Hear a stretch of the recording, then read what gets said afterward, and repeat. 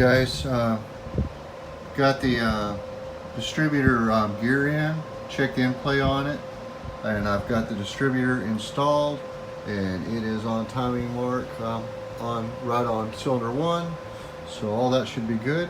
So in the book now it says that I need to, and I put all these little rubbers all the way around here, and I've put in the two pressure relief valves on the bottom. So now I'm going to install the cylinder studs. Before I'm installing the studs, I'm taking these brushes, the little ones that I got from O'Reilly's, and just kind of threading it into the hole to try to clear the threads. I've sprayed them in and out with cleanser stuff, carburetor cleaners and degreasers. But I just want to make sure there's no reason for one to get crossed up or messed up at all when I go to put these studs in. Takes an extra minute, but you can see it's pulling stuff out of there. Right there, you can see little pieces, and does a pretty good job of cleaning them threads up. I noticed that up on that one right there.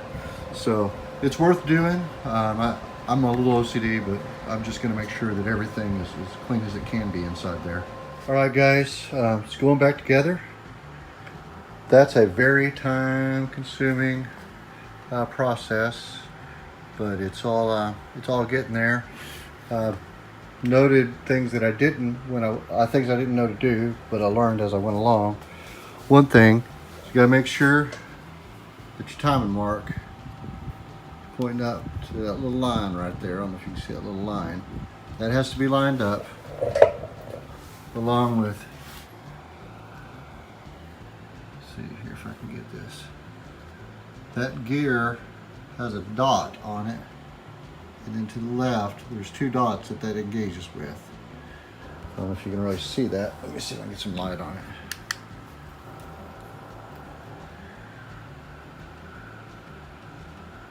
See them two dots on the left gear and one dot on the right gear. That ensures that your timing is it's going to be good. So hopefully it's it's a pain in the butt, but it was I'm getting it done. But everything's slowly coming together, guys. All right, guys. Everything is lubed in place. The case is clean around the edges. The little cap is going to be in there. I'm about to lube everything up. All the timing is correct. The gears are lubed. The journal is lubed. All the cam lobes are lubed.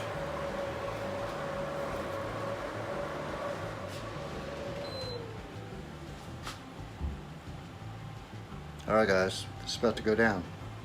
To finish, I'm gonna wipe the edges of this case down one more time with some acetone, and then I'm gonna seal her up.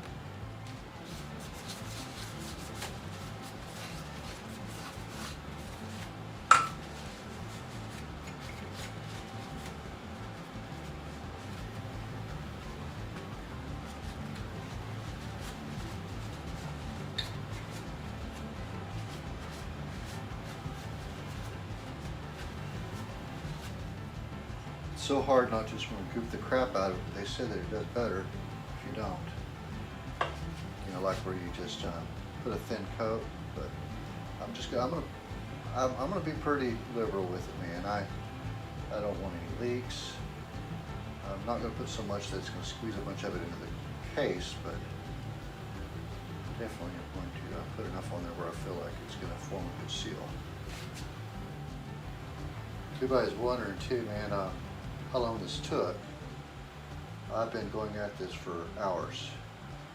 It's 1 o'clock in the morning right now, but I'm going to try to knock it out and at least get the case, two pieces of the case together before I go to bed.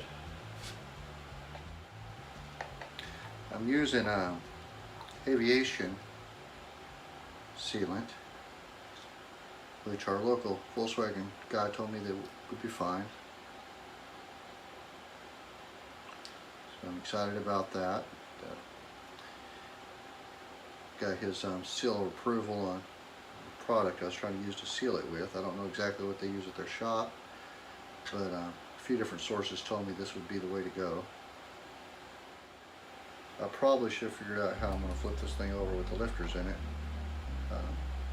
before I did this. But I figure I'll have a few seconds to figure out how to let it just kind of set up a little bit.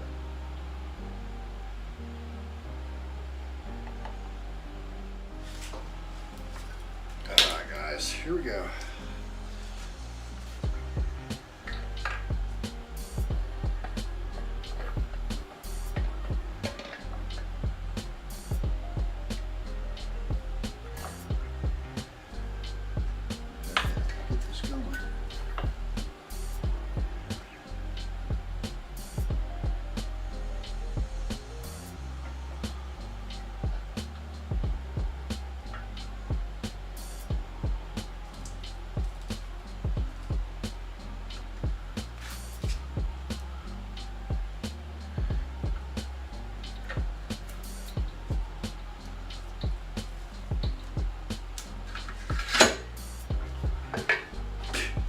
No problem. Jesus, that went too good. Wow. Well guys, it went right together. I just got to get some bolts in it now. But yeah, it's becoming a motor slowly. Alright guys, I ended up stopping about 1:30, 2 o'clock in the morning because I had actually pulled this stud out of the case. So I went first thing this morning and got some Healy coil and got it installed. It held the full 25 pounds of torque. So I got the studs in on the other side and I'm about to kind of cover it up and take a break from it and clean up my garage, man. I mean, it's like a nightmare out here. It really is not a good environment for building engines. I did have something very cool happen. I've made some local friends here that are into Volkswagens, and they've got a car called Old German Steel. They call them the OGs. And they were gracious enough to help me with my project by, well, that's actually who I ended up getting the car from initially. But today, there's a fellow named Barry in there. He's a super fantastic dude, and look what he did for me. I have seats. I have at least the 2 front seats. I got the other one over there. But yeah, I'm probably gonna have to change the rails on the bottom because they're a little bit different than what I have in my car, but I have them. So that's another step. I think that we've got like a big thing going on where I live tonight, a luau. We're like having a pig roast and Hawaiian dancers and fire eaters and stuff. So probably gonna take a break from the build. But yeah, man, starting to look like I've got a motor coming together. Super excited about it.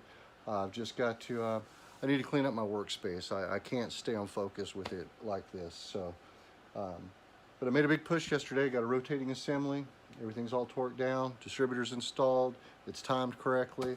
So we'll take it up on the next video. We'll see you in a little bit, guys. You guys, I put the paint on the bottom of it. I didn't want to paint the whole thing yet. I just wanted to get the bottom, since once I get it flipped over, it's gonna be hard to flip it over back and forth. So I'm gonna get the oil filter in there, but I'm gonna let it dry for the next day or so, and then flip it back over.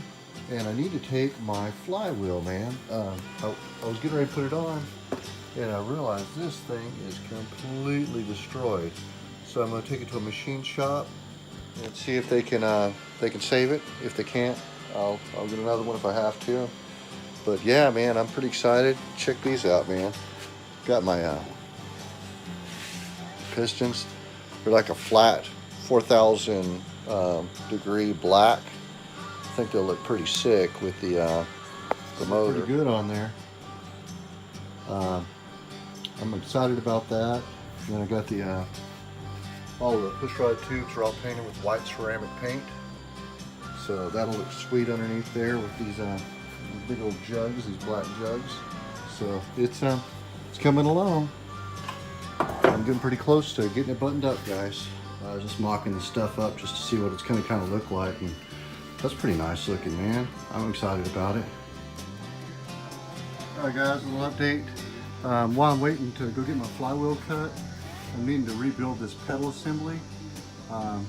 It's really, it was totally corroded together, and so I've been sanding it and cleaning out all the shafts and everything on it. I think it should be good to go. Got to put some satin paint on it, and then I've got let's see here, got some fresh pads on it, fresh gas pedal one, and then rebuild kit with spring, new roller, everything that you need to make it new again. So let's get it done. All right, guys, it's all gonna have to hang here for the rest of the night and dry. It's really hard for me. I want to paint everything gloss black. This is actually drying with satin.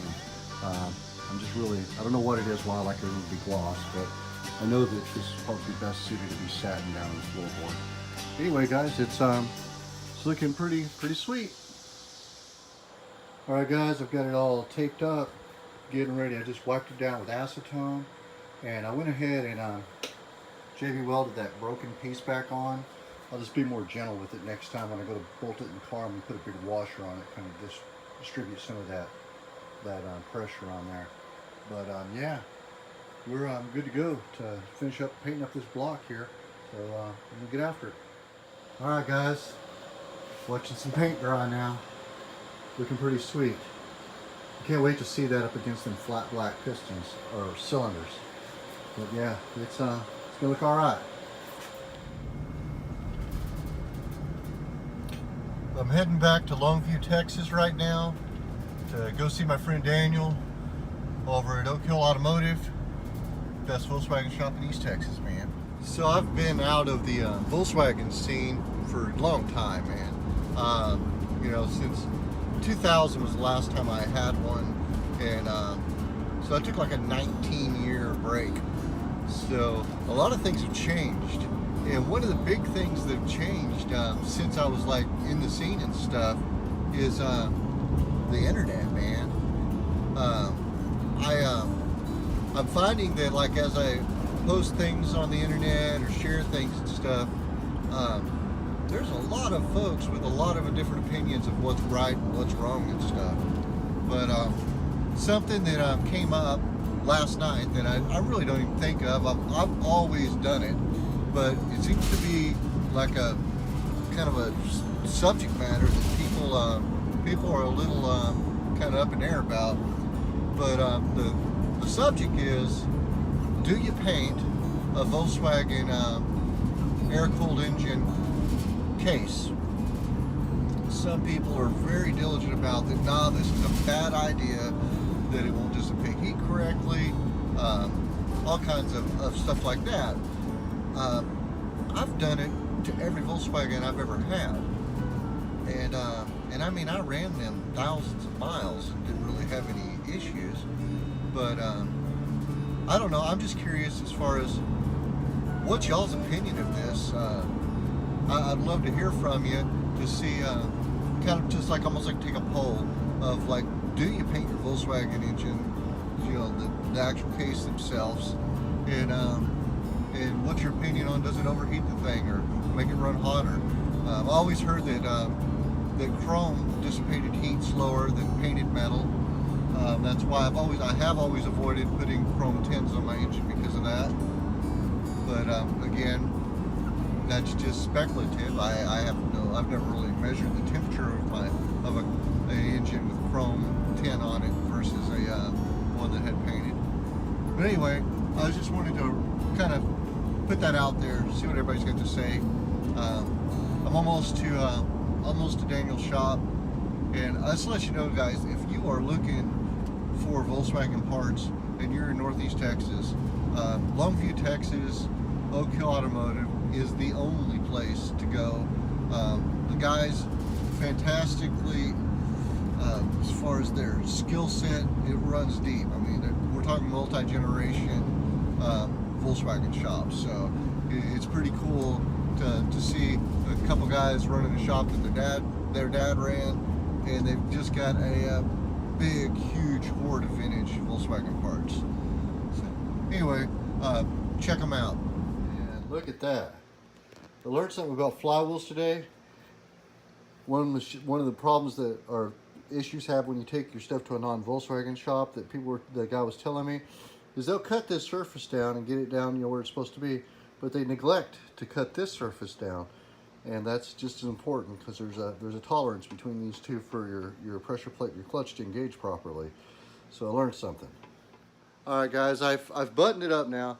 At this point, besides going on tomorrow afternoon and finding out what's the status of the tins getting, I think they're getting soda blasted, and then we're going to take some dents out of them before that they get painted or powder coated. That's the last pieces. Which is crazy because I got to get busy and put this crap together because it's time. But I did pick up today fresh set of shocks for the back of the Bug since those ones were roached on there, and then I got a let's see here, got an air cleaner. I don't want to put the oil bath back on there. Got all new rubber seals for the engine compartment. Super important. You don't want to run without them. And then I got some good, super good. This is for the breather on the air or the pressure relief for the crankcase. And then I got some really good fuel line. Also picked up a mirror for the car because there's no mirror on it, and I know I'm going to need that while I'm driving. And then a oil pressure sensor because I don't know if that one is any good. At this point, though, that's everything I need to actually make it a driving car. I'll probably have to put tires on it before I go, but I should have everything else here. Now I just got to get busy. So yeah, I'm excited about it, man. Motor's kicking it here, waiting on me to get back to it, and gonna get them cylinders on real soon and the pistons. Then kind of started mocking up a little bit of the intake. Went ahead and went with a brand new carburetor because that I don't want to rebuild one and still not have a good one. So I figured I'd go with this. They said that they're not as bad as people say. At least the guy that has this Volkswagen shop, he said he's had pretty good luck with them. So got that. Axles are ready to go in. The pedals are built. So yeah, that's it, man. So guys, slowly getting all of the tins, getting them all done up with etching primer and drying. Basically, what happened when I initially was going to take the tins over and do like soda blasting to them, I got over there and the guys were like, "Hey, why don't you go ahead and just leave them here, and I'll send them my powder coater, and they'll clean them, and then they can powder coat them and get them back." Well, after they got them soda blasted, they realized they were not really that great tins. There was dents in them, they were bent, and they really shouldn't be powder coated yet. And I didn't really think about that when I left them there. They were just covered in grease and grime. So I went and picked them up, and I've decided, because if they're not that good of tins, I mean, some of them are all right, and I'm also, I want everything in-house right now because that I'm coming down to a deadline here in a few weeks that I gotta get this car going. I don't want them to be out anywhere and have to depend on someone else to get them back, like a powder coating company, because I hear it could be a couple weeks in some places. So I'm gonna go ahead and paint them. So that's kind of where I'm at on it, and we're gonna button this thing up, man. It's I've got everything I need to make it a running, driving car right now in my garage. I just got to put it together.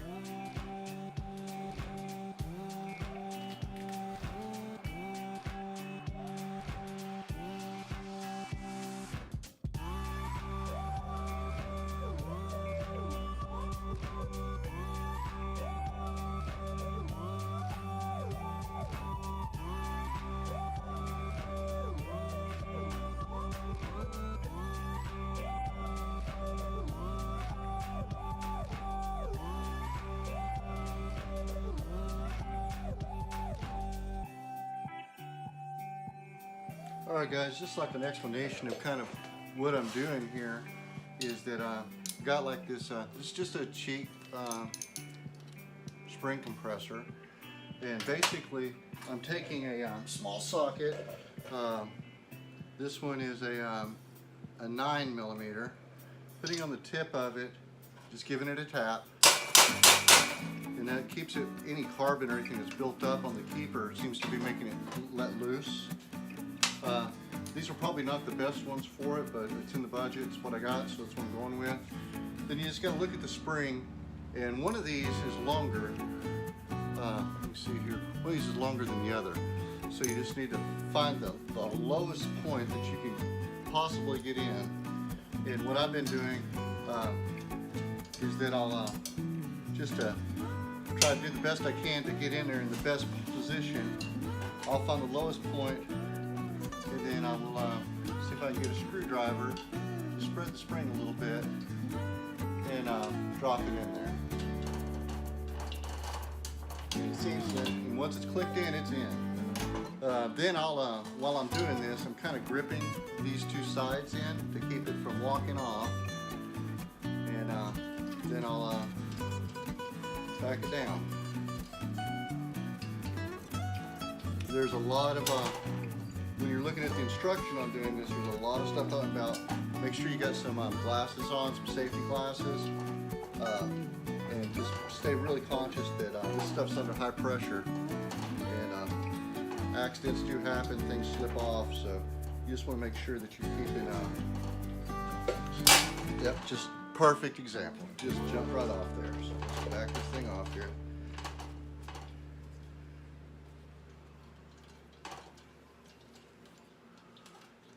Have to figure out a better way to center this thing.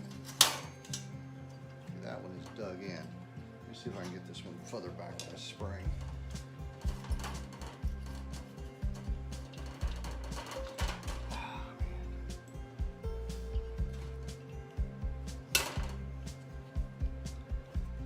Of course, the one I want to film is going to be a booger.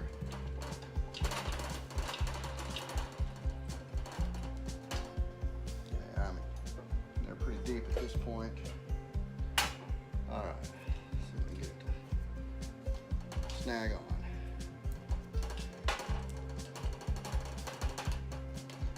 This is probably the only second time in my life I've ever used a spring compressor, so if y'all see something wrong, speak up, share with the next people.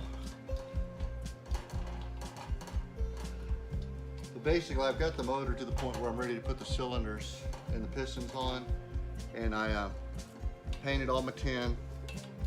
So at this point, it's just a matter of getting these springs off here, cleaning up the valve seats, lapping them in. Let me kind of bring you in here a little bit.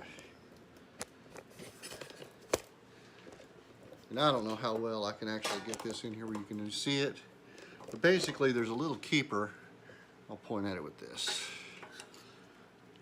There's a little keeper that's down at the let me see if I can turn it a little bit. Okay, right there.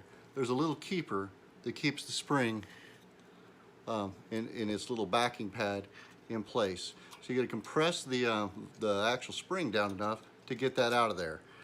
They're pretty notorious for jumping off there and like shooting somewhere in the garage. So what I've got here, the old school free Harbor Freight deal with the magnet in it where they don't go anywhere. And then I've just got an old magnet here that I'm sticking to my little probe, and then I'll go underneath, push the valve up, and it separates. I don't know if I can get that in there. You see there that it's kind of separated, and you see the little things coming loose in there. And then I'll take this and just reach down in there with a magnet and grab it. It's the only way I can figure out how to do it without like losing it completely, and it's totally worked out fine on all of them. I haven't had any incidents with that. And then I'll sit it back down where the valve can't fall out on the ground, lift up with the spring, and then I'm holding these sides here just to try to make sure it doesn't jump completely off while I'm undoing this, which is probably not the safest, but that's what I've been doing. It seems to work so far.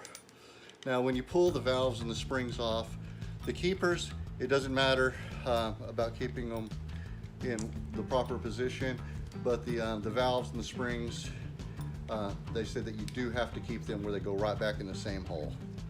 So that's, I've got a piece of cardboard over here that I'm actually I'm taking these things and putting them in. I've got it numbered where I know what cylinder it goes to. And I'll slide this valve out. Now this one valve again.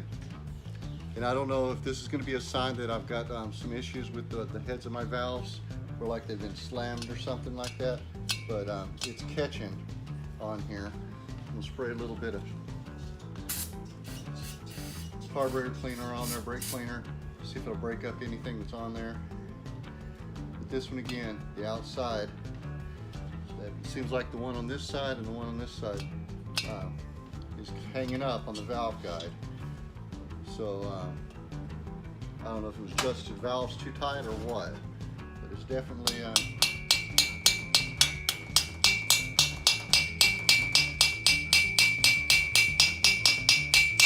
it's mushroomed out a little bit, so I'm just gonna have to ease it out of there, see what I gotta do to clean it up, or if I gotta press in new valve guides.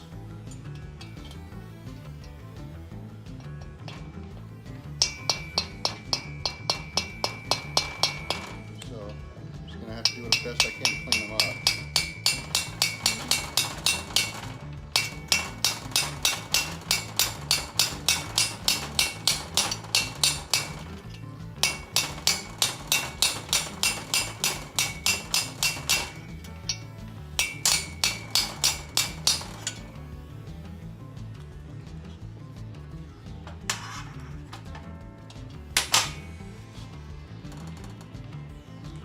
That whatever, it's got to be mushroomed on the top of that valve stem.